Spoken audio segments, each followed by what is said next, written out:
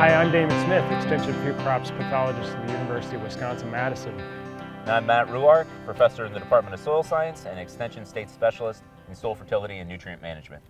So Matt, we're out today looking at some rye cover crops here, and this is getting to be a really common thing here in Wisconsin, especially using rye cover crops after corn silage. Could you talk about some of the benefits that we might see using a cover crop like this after corn silage? Yeah, the number one reason that farmers are going to want to use it is for erosion control, right? Corn silage takes everything off, removes a lot of carbon. That rye cover crop is going to cover that soil and provide some carbon back into it.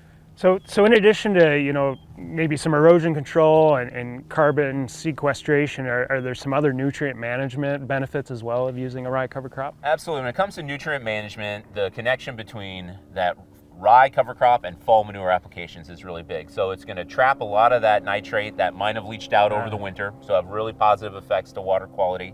The flip side is if the cover crop gets too big, it can start to tap into the amount of nitrogen that was going to be available for that next corn crop. So based on our research trials throughout the state, we've seen that we may need to reduce that manure nitrogen credit in nutrient management planning when the rye biomass gets really big. I see.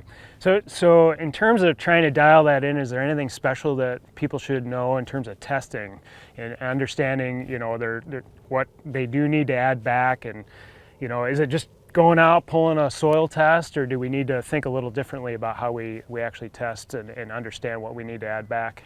Good question. So the big thing with a rye cover crop, especially as when it gets about this level, it's really going to deplete that root zone of nitrate. So it does kind of mess with our soil test values. So when having a rye cover crop, we actually recommend going out and getting a biomass estimate of the cover crop itself. That'll be much more informative of how much nitrogen was taken up and how much you may need to replace. I see.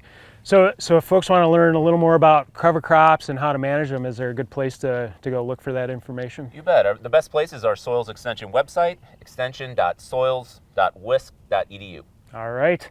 And if you'd like to learn more about nutrient management or pest management, feel free to check out the NPM website at ipcm.wisc.edu or visit your local extension agent.